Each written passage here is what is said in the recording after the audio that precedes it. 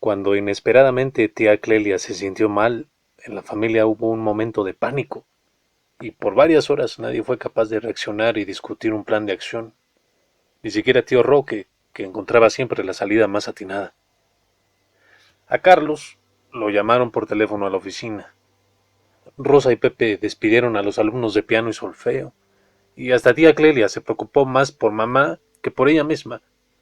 Estaba segura de que lo que sentía no era grave, pero a mamá no se le podían dar noticias inquietantes con su presión y su azúcar.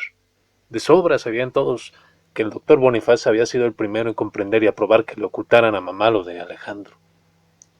Si tía Clelia tenía que guardar cama, era necesario encontrar alguna manera de que mamá no sospechara que estaba enferma. Pero ya lo de Alejandro se había vuelto tan difícil, y ahora se agregaba esto, la menor equivocación, y acabaría por saber la verdad. Aunque la casa era grande, había que tener en cuenta el oído tan afinado de mamá y su inquietante capacidad para adivinar dónde estaba cada uno. Pepa, que había llamado al doctor Bonifaz desde el teléfono de arriba, avisó a sus hermanos que el médico vendría lo antes posible y que dejaran entornada la puerta cancel para que entrase sin llamar. Mientras Rosa y tío Roque atendían a tía Clelia, que había tenido 2 desmayos y se quejaba de un insoportable dolor de cabeza, Carlos se quedó con mamá para contarle las novedades del conflicto diplomático con el Brasil y leerle las últimas noticias. Mamá estaba de buen humor esa tarde. No le dolía la cintura como casi siempre a la hora de la siesta. A todos les fue preguntando qué les pasaba, que parecían tan nerviosos, y en la casa se habló de la baja presión y de los efectos nefastos de los mejoradores en el pan. A la hora del té vino tío Roque a charlar con mamá y Carlos pudo darse un baño y quedarse a la espera del médico. Tía Clelia seguía mejor, pero le costaba moverse en la cama y ya casi no se interesaba por lo que tanto le había preocupado al salir del primer vaído. Pepa y Rosa se turnaron junto a ella, ofreciéndole té y agua sin que les contestara. La casa se apaciguó con el atardecer y los hermanos se dijeron que tal vez lo de tía Clelia no era grave y que a la tarde siguiente volvería a entrar en el dormitorio de mamá como si no le hubiese pasado nada. Con Alejandro las cosas habían sido mucho peores, porque Alejandro se había matado en un accidente de auto a poco de llegar a Montevideo, donde lo esperaban en casa de un ingeniero amigo.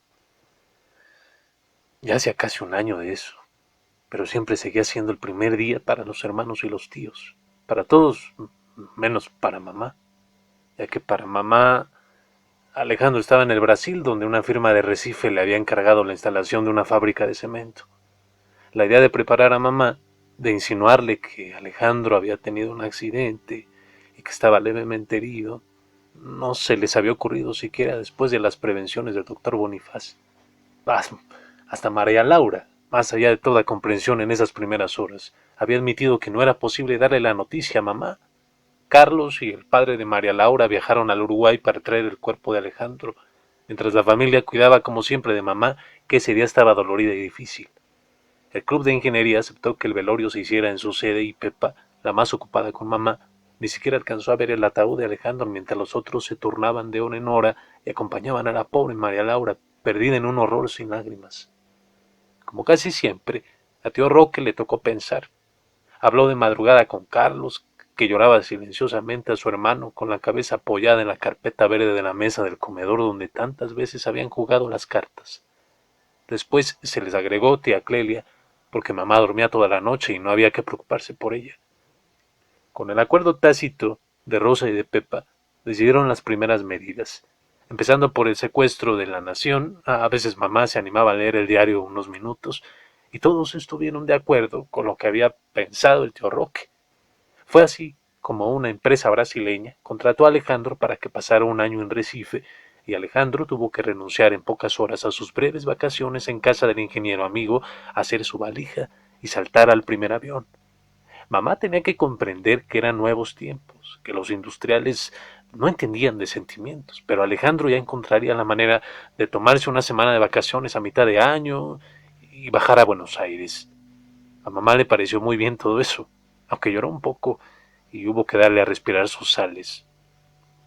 Carlos, que sabía hacerla reír, le dijo que era una vergüenza que llorara por el primer éxito del Benjamín de la familia y que a Alejandro no le hubiera gustado enterarse de que recibían así la noticia de su contrato. Entonces mamá se tranquilizó y dijo que bebería un dedo de Málaga a la salud de Alejandro. Carlos salió bruscamente a buscar el vino, pero fue Rosa quien lo trajo y quien brindó con mamá. La vida de mamá era bien penosa, y aunque poco se quejaba, había que hacer todo lo posible por acompañarla y distraerla. Cuando al día siguiente del entierro de Alejandro se extrañó de que María Laura no hubiese venido a visitarla como todos los jueves, Pepa fue por la tarde a casa de los Novalí para hablar con María Laura. A esa hora tío Roque estaba en el estudio de un abogado amigo explicándole la situación.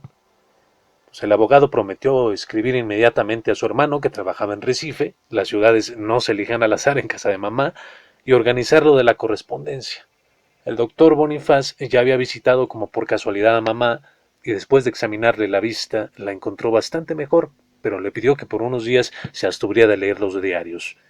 Tía Clelia se encargó de comentarle las noticias más interesantes. Por suerte a mamá no le gustaban los noticieros radiales porque eran vulgares y a cada rato había avisos de remedios nada seguros que la gente tomaba contra viento y marea y así les iba. María Laura vino el viernes por la tarde, habló de lo mucho que tenía que estudiar para los exámenes de arquitectura. Sí, mijita, dijo mamá, mirándola con afecto. Tiene los ojos colorados de leer, y eso es malo.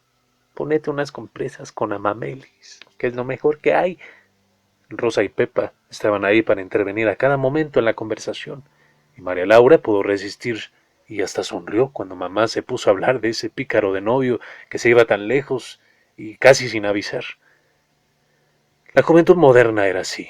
El mundo se había vuelto loco y todos andaban apurados y sin tiempo para nada.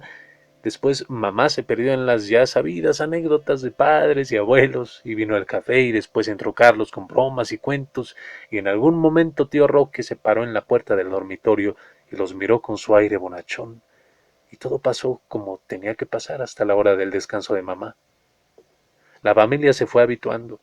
A María Laura le costó más, pero en cambio solo tenía que ver a mamá los jueves. Un día llegó la primera carta de Alejandro. Mamá se había extrañado ya 2 veces de su silencio, y Carlos se la leyó al pie de la cama.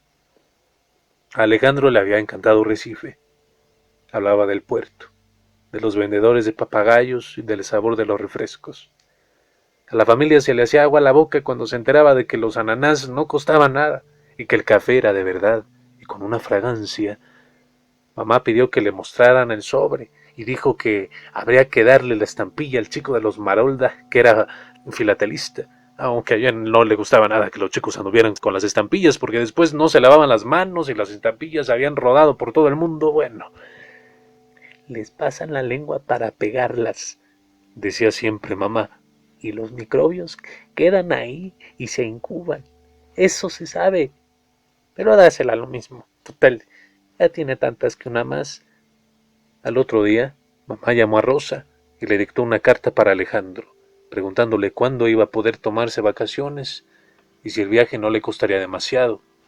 Le explicó cómo se sentía y le habló del ascenso que acababan de darle a Carlos y del premio que había sacado uno de los alumnos de piano de Pepa.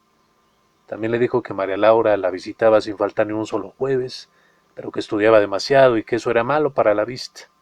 Cuando la carta estuvo escrita, mamá la firmó al pie con un lápiz y besó suavemente el papel. Pepa se levantó con el pretexto de ir a buscar un sobre, y tía Clelia vino con las pastillas de las 5 y unas flores para el jarrón de la cómoda. Nada era fácil, porque en esa época la presión de mamá subió todavía más y la familia llegó a preguntarse si no habría alguna influencia inconsciente, algo que desbordaba del comportamiento de todos ellos, una inquietud, un desánimo que hacían daño a mamá a pesar de las precauciones y la falsa alegría. Pero no podía ser, porque a fuerza de fingir las risas todos habían acabado por reírse de veras con mamá, y a veces se hacían bromas y se tiraban monotazos aunque no estuvieran con ella, y después se miraban como si se despertaran bruscamente, y Pepa se ponía muy colorada, y Carlos encendía un cigarrillo con la cabeza gacha. Lo único importante en el fondo era que pasara el tiempo y que mamá no se diese cuenta de nada. Tío Roque había hablado con el doctor Bonifaz y todos estaban de acuerdo en que había que continuar indefinidamente la comedia piadosa, como la calificaba tía Clelia. El único problema eran las visitas de María Laura, porque mamá insistía naturalmente en hablar de Alejandro. Quería saber si se casarían apenas él volviera de Recife, o si ese loco de hijo iba a aceptar otro contrato lejos de por tanto tiempo. No quedaba más remedio que entrar a cada momento en el dormitorio y distraer a mamá, quitarle a María Laura, que se mantenía muy quieta en su silla, con las manos apretadas hasta hacerse daño. Pero un día, mamá le preguntó a tía Clelia por qué todos se precipitaban en esa forma cuando María Laura venía a verla, como si fuera la única ocasión que tenían de estar con ella. Tía Clelia se echó a reír y le dijo que todos veían un poco a Alejandro en María Laura y que por eso les gustaba estar con ella cuando venía.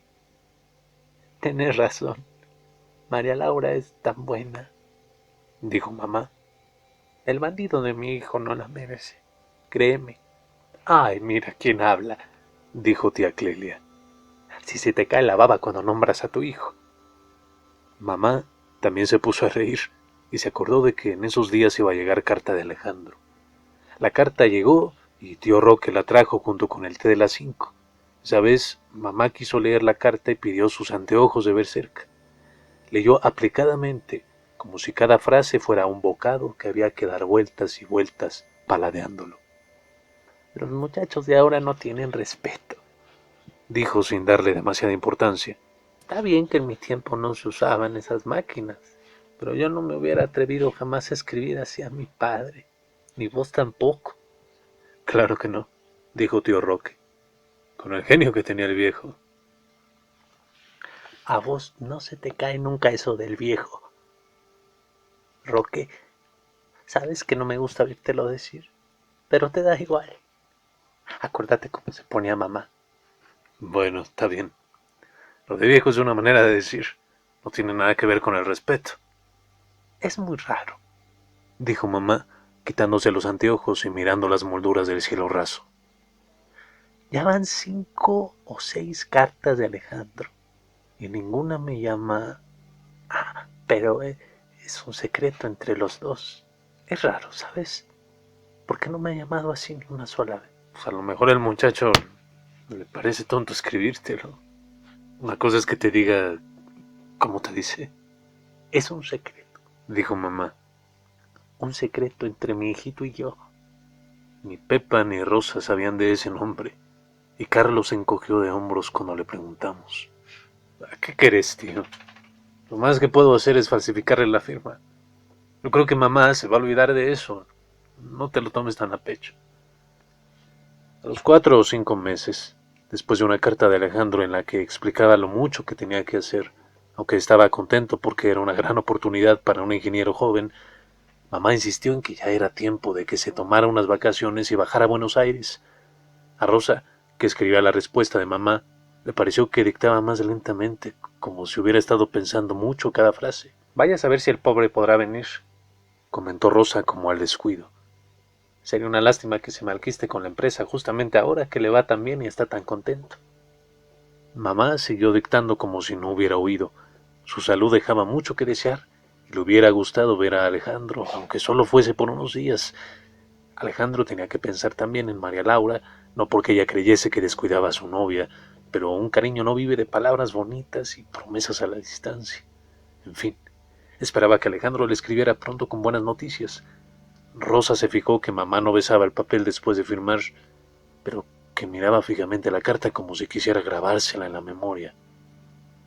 Pobre Alejandro, pensó Rosa, y después se santiguó bruscamente sin que mamá la viera. Mira, le dijo tío Roque a Carlos cuando esa noche se quedaron solos para su partida de dominó. Yo creo que esto se va a poner feo. Habrá que inventar alguna cosa plausible, o al final se dará cuenta. ¿Qué sé yo, tío? Lo mejor será que Alejandro conteste de una manera que la deje contenta por un tiempo más. La pobre está tan delicada. No se puede ni pensar en... Nadie habló de eso, muchacho. Pero yo te digo que tu madre es de las que no aflojan. Está en la familia, che. Mamá leyó sin hacer comentarios la respuesta evasiva de Alejandro, que trataría de conseguir vacaciones apenas entregara el primer sector instalado de la fábrica. Cuando esa tarde llegó María Laura, le pidió que intercediera para que Alejandro viniese, aunque no fuera más que una semana a Buenos Aires. María Laura le dijo después a Rosa que mamá se lo había pedido en el único momento en que nadie más podía escucharla. Tío Roque fue el primero en sugerir lo que todos habían pensado ya tantas veces sin animarse a decírselo por lo claro. Y cuando mamá le dictó a Rosa otra carta para Alejandro, insistiendo en que viniera, se decidió que no quedaba más remedio que hacer la tentativa y ver si mamá estaba en condiciones de recibir una primera noticia desagradable. Carlos consultó al doctor Bonifaz, que aconsejó prudencia y unas gotas. Dejaron pasar el tiempo necesario y una tarde tío Roque vino a sentarse a los pies de la cama de mamá, mientras Rosa cebaba un mate y miraba por la ventana del balcón, al lado de la cómoda de los remedios. Fíjate que ahora empiezo a entender un poco más por qué este diablo de sobrino no se decide a venir a vernos, dijo tío Roque. Lo que pasa es que no te ha querido afligir, sabiendo que todavía no estás bien. Mamá lo miró como si no comprendiera. O telefonearon los no vale. Parece que María Laura recibió noticias de Alejandro. Está bien, pero no va a poder viajar por unos meses. ¿Por qué no va a poder viajar?, preguntó mamá. Porque tiene algo en un pie, parece. En el tobillo, creo. Hay que preguntarle a María Laura para que diga lo que pasa. El viejo no vale habló de una fractura o algo así. ¿Fractura de tobillo?, dijo mamá. Antes de que tío Roque pudiera contestar, ya Rosa estaba con el frasco de sales. El doctor Bonifaz vino enseguida y todo pasó en unas horas, pero fueron horas largas y el doctor Bonifaz no se separó de la familia hasta entrada la noche. Recién 2 días después mamá se sintió lo bastante repuesta como para pedirle a Pepa que le escribiera a Alejandro. Cuando Pepa, que no había entendido bien, vino como siempre con el bloc y la lapicera, mamá cerró los ojos y negó con la cabeza. Escríbele vos nomás, decirle que se cuide. Pepa obedeció sin saber por qué escribió una frase tras otra, puesto que mamá no iba a leer la carta. Esa noche le dijo a Carlos que todo el tiempo, mientras escribía al lado de la cama de mamá, había tenido la absoluta seguridad de que mamá no iba a leer ni a firmar esa carta. Seguía con los ojos cerrados y no los abrió hasta la hora de la tisana. Pareció haberse olvidado, estar pensando en otras cosas. Alejandro contestó con el tono más natural del mundo, explicando que no había querido contar lo de la fractura para no afligirla. Al principio se habían equivocado y le habían puesto un yeso que hubo que cambiar, pero ya estaba mejor y en unas semanas podría empezar a caminar. En total tenía para unos 2 meses, aunque lo malo era que su trabajo se había retrasado una barbaridad en el peor momento y Carlos, que leía la carta en voz alta, tuvo la impresión de que mamá no lo escuchaba como otras veces. De cuando en cuando miraba el reloj, lo que en ella era signo de impaciencia. A las 7, Rosa tenía que traerle el caldo con las gotas del doctor Bonifaz y eran las 7:05. Bueno, dijo Carlos, doblando la carta. Ya ves que todo va bien. Al pibe no le ha pasado nada serio. Claro, dijo mamá. Mira, decile a Rosa que se apure, ¿querés? A María Laura, mamá le escuchó atentamente las explicaciones sobre la fractura de Alejandro y hasta le dijo que le recomendara unas fricciones que tanto bien le habían hecho a su padre cuando la caída del caballo en Matanzas. Casi enseguida, como si formara parte de la misma frase, preguntó si no le podían dar unas gotas de agua de azahar que siempre le aclaraban la cabeza. La primera en hablar fue María Laura. Esa misma tarde se lo dijo a Rosa en la sala antes de irse, y Rosa se quedó mirándola como si no pudiera creer lo que había oído. Por favor, dijo Rosa, ¿cómo puedes imaginarte una cosa así? No me la imagino, es la verdad, dijo María Laura. Y yo no vuelvo más, Rosa. Pídanme lo que quieran. Pero yo no vuelvo más a entrar a esta pieza. En el fondo, a nadie le pareció demasiado absurda la fantasía de María Laura. Pero Clelia resumió el sentimiento de todos cuando dijo que en una casa como la de ellos, un deber era un deber. A Rosa le tocó ir a lo de los Novali, pero María Laura tuvo un ataque de llanto tan histérico que no quedó más remedio que acatar su decisión.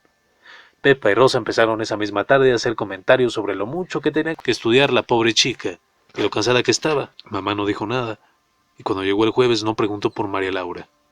Ese jueves se cumplían 10 meses de la partida de Alejandro al Brasil.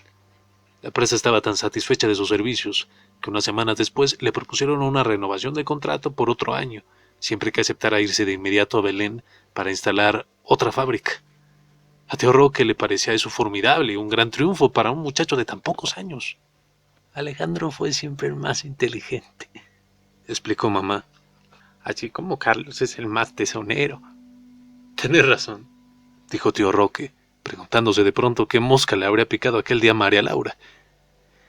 La verdad es que te han salido unos hijos que valen la pena, hermana. Ah, sí, no me puedo quejar. A su padre le hubiera gustado verlos ya grandes, las chicas tan buenas, y el pobre Carlos tan de su casa, y Alejandro con tanto por venir. Ah, sí, dijo mamá. Fíjate nomás, en ese nuevo contrato que le ofrecen. En fin, cuando estés con ánimo le contestarás a tu hijo. Debe andar con la cola entre las piernas pensando que la noticia de la renovación no te va a gustar. Ah, sí, repitió mamá, mirando al cielo raso. Decile a Pepa que le escriba. Ella ya sabe. Pepa escribió sin estar muy segura de lo que debía decirle a Alejandro, pero convencida de que siempre era mejor tener un texto completo para evitar contradicciones en las respuestas. Alejandro, por su parte, se alegró mucho de que mamá comprendiera la oportunidad que se le presentaba. Lo del tobillo iba muy bien. Apenas pudiera pediría vacaciones para venirse a estar con ellos una quincena. Mamá asintió con un leve gesto y preguntó si ya había llegado la razón para que Carlos le leyera los telegramas. En la casa todo se había ordenado sin esfuerzo. Ahora que parecían haber terminado los sobresaltos y la salud de mamá se mantenía estacionaria. Los hijos se turnaban para acompañarla. Tío Roque y tía Clelia entraban y salían en cualquier momento. Carlos le leía el diario a mamá por la noche y Pepa por la mañana. Rosa y tía Clelia se ocupaban de los medicamentos y los baños. Tío Roque tomaba mate en su cuarto 2 o 3 veces al día. Mamá no estaba nunca sola. No preguntaba nunca por María Laura. Cada 3 semanas recibía sin comentarios las noticias de Alejandro. Le decía a Pepa que contestara y hablaba de otra cosa, siempre inteligente y atenta y alejada. Que fue en esa época cuando tío Roque empezó a leerle las noticias de la tensión con el Brasil. Las primeras las había escrito en los bordes del diario, pero mamá no se preocupaba por la perfección de la lectura y después de unos días tío Roque se acostumbró a inventar en el momento. Al principio acompañaba los inquietantes telegramas con algún comentario sobre los problemas que eso podría traerle a Alejandro y a los demás argentinos en el Brasil, pero como mamá no parecía preocuparse dejó de insistir, aunque cada tantos días agravaba un poco la situación. En las cartas de Alejandro se mencionaba la posibilidad de una ruptura de relaciones, aunque el muchacho era el optimista de siempre y estaba convencido de que los cancilleres arreglarían el litigio. Mamá no hacía comentarios, tal vez porque aún faltaba mucho para que Alejandro pudiera pedir licencia, pero una noche le preguntó bruscamente al doctor Bonifaz si la situación con el Brasil era tan grave como decían los diarios. ¿Con el Brasil? Bueno, sí, las cosas no andan muy bien, dijo el médico. Esperemos que el buen sentido de los estadistas. Mamá lo miraba como sorprendida de que le hubiese respondido sin vacilar. Suspiró levemente y cambió la conversación. Esa noche estuvo más animada que otras veces y el doctor Bonifaz se retiró satisfecho. Al otro día se enfermó tía Clelia. Los desmayos parecían cosa pasajera, pero el doctor Bonifaz habló con tío Roque y aconsejó que internaran a tía Clelia en un sanatorio. A mamá, que en ese momento escuchaba las noticias del Brasil que le traía Carlos con el diario de la noche, le dijeron que tía Clelia estaba con una jaqueca, que no la dejaba moverse de la cama. Tuvieron toda la noche para pensar en lo que harían, pero tío Roque estaba como anonadado después de hablar con el doctor Bonifaz y a Carlos y a las chicas les tocó decidir. A Rosa se le ocurrió lo de la quinta de Manolita Valle y el aire puro. Al segundo día de la jaqueca de tía Clelia, Carlos llevó la conversación con tanta habilidad que fue como si mamá en persona hubiera aconsejado una temporada en la quinta de Manolita que tanto bien le haría a Clelia. Un compañero de oficina de Carlos se ofreció para llevarla en su auto, ya que en el tren era fatigoso con esa jaqueca. Tía Clelia fue la primera en querer despedirse de mamá para que mamá le recomendase que no tomara frío en esos autos de ahora y que se acordara del laxante de frutas cada noche. Clelia estaba muy congestionada. Le dijo a mamá, Clelia estaba muy congestionada. Le dijo mamá a Pepa por la tarde. Me hizo mala impresión, ¿sabes? Oh, con unos días en la quinta se va a reponer lo más bien. Estaba un poco cansada estos meses. Me acuerdo de que Manolita le había dicho que fuera a acompañar a la quinta. Sí, sí, Es raro, no me dijo, por no afligirte, yo creo. ¿Y cuánto tiempo se va a quedar, hijita? Pepa no sabía, pero ya le preguntarían al doctor Bonifaz, que era el que había aconsejado el cambio de aire. Mamá no volvió a hablar del asunto hasta algunos días después.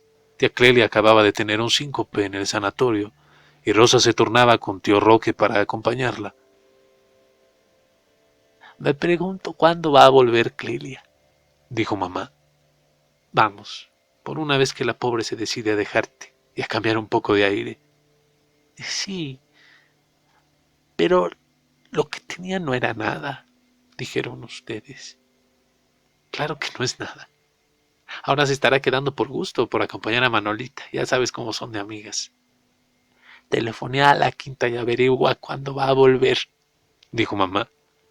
Rosa telefoneó a la quinta y le dijeron que tía Clelia estaba mejor, pero que todavía se sentía un poco débil, de manera que iba a aprovechar para quedarse. El tiempo estaba espléndido en Olavarría. No me gusta nada eso, dijo mamá. Clelia ya tendría que haber vuelto. Por favor, mamá, ya no te preocupes tanto. ¿Por qué no te mejoras vos lo antes posible y te vas con Clelia y Manolita a tomar el sol a la quinta? ¿Y yo? Dijo mamá, mirando a Carlos con algo que se parecía al asombro, al escándalo, al insulto. Carlos echó a reír para disimular lo que sentía. Tía Clelia estaba gravísima. Pepa acababa de telefonear y la besó en la mejilla como a una niña traviesa. Mamita tonta, dijo, tratando de no pensar en nada. Esa noche mamá durmió mal y desde el amanecer preguntó por Clelia, como si a esa hora se pudieran tener noticias de la quinta. Tía Clelia acababa de morir y habían decidido velarla en la funeraria. A las 8 llamaron a la quinta desde el teléfono de la sala para que mamá pudiera escuchar la conversación y por suerte tía Clelia había pasado bastante buena noche, aunque el médico de Manolita aconsejaba que se quedase mientras siguiera el buen tiempo. Carlos estaba muy contento con el cierre de la oficina por inventario y balance y vino en pijama a tomar mate al pie de la cama de mamá y a darle conversación. Mira, dijo mamá, yo creo que habrá que escribirle a Alejandro que venga a ver a su tía. Siempre fue el preferido de Clelia y es justo que venga. Pero si tía Clelia no tiene nada, mamá, si Alejandro no ha podido venir a verte a vos, imagínate. Allá él, dijo mamá. Vos escribile, decile que Clelia está enferma y que debería venir a verla. Pero ¿cuántas veces te vamos a repetir que lo de tía Clelia no es grave? Y si no es grave, mejor, pero no te cuesta nada escribirle. Le escribieron esa misma tarde y le leyeron la carta a mamá. Y los días en que debía llegar la respuesta de Alejandro, tía Clelia seguía bien, pero el médico de Manolita insistía en que aprovechara el buen aire de la quinta. La situación diplomática con el Brasil se agravó todavía más y Carlos le dijo a mamá que no sería raro que las cartas de Alejandro se demoraran. Parecería a propósito, dijo mamá. Ya vas a ver que tampoco podrá venir él.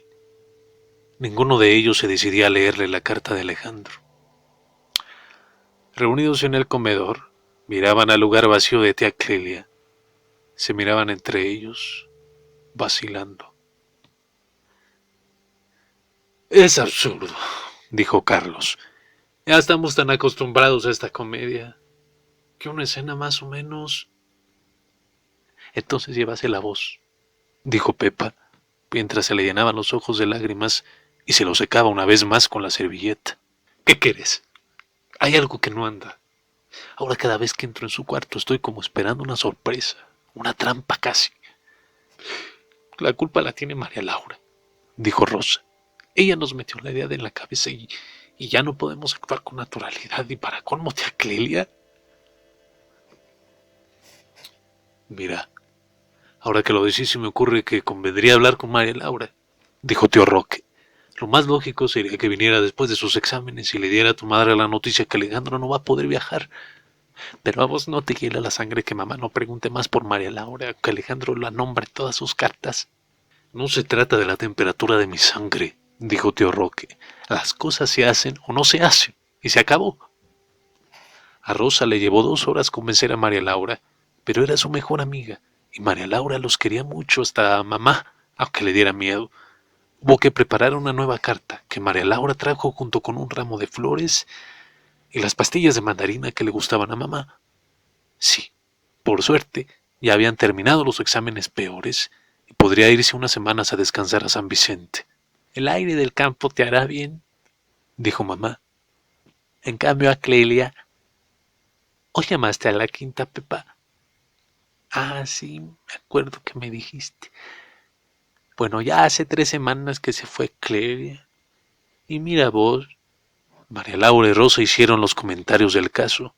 Vino la bandeja del té y María Laura le leyó a mamá unos párrafos de la carta de Alejandro con la noticia de la internación provisional de todos los técnicos extranjeros y la gracia que le hacía estar alojado en un espléndido hotel por cuenta del gobierno a la espera de que los cancilleres arreglaran el conflicto. Mamá no hizo ninguna reflexión, bebió su taza de tilo y se fue adormeciendo. Las muchachas siguieron charlando en la sala, más aliviadas. María Laura estaba por irse cuando se le ocurrió lo del teléfono y se lo dijo a Rosa. A Rosa le parecía que también Carlos había pensado en eso y más tarde le habló a tío Roque, que se encogió de hombros. Frente a cosas así, no quedaba más remedio que hacer un gesto y seguir leyendo el diario. Pero Rosa y Pepa se lo dijeron también a Carlos, que renunció a encontrar la explicación a menos de aceptar lo que nadie quería aceptar. Ya veremos, dijo Carlos. Todavía puede ser que se le ocurra y nos lo pida.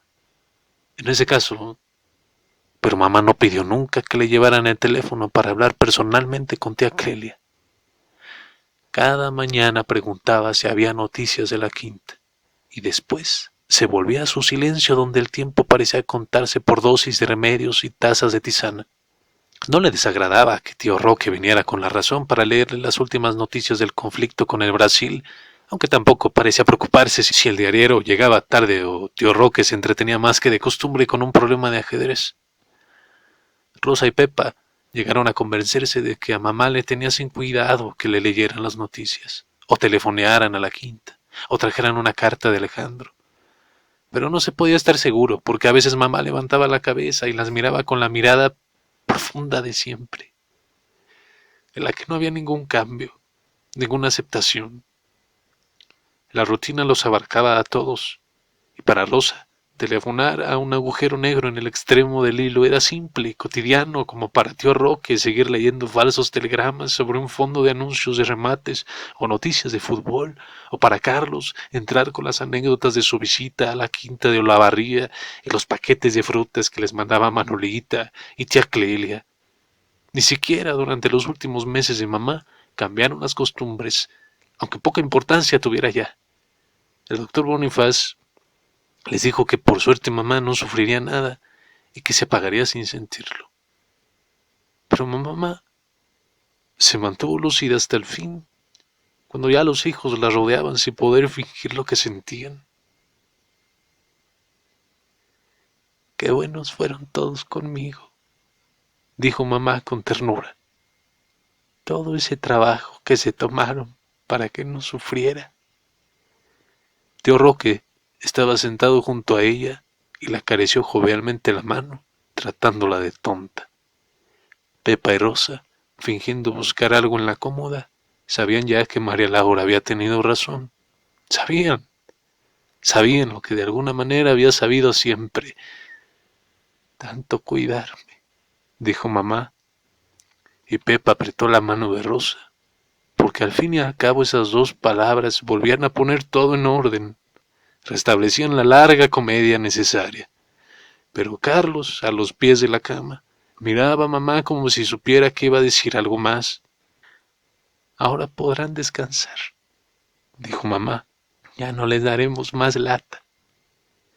Tío Roque iba a protestar, a decir algo, pero Carlos se le acercó y le apretó violentamente el hombro. Mamá se perdía poco a poco en una modorra, y era mejor no molestarla. 3 días después del entierro, llegó la última carta de Alejandro, donde, como siempre, preguntaba por la salud de mamá y de tía Clelia. Rosa, que la había recibido, la abrió y empezó a leerla sin pensar, y cuando levantó la vista, porque de golpe las lágrimas la cegaban, se dio cuenta de que mientras la leía había estado pensando en cómo habría que darle a Alejandro la noticia de la muerte de mamá.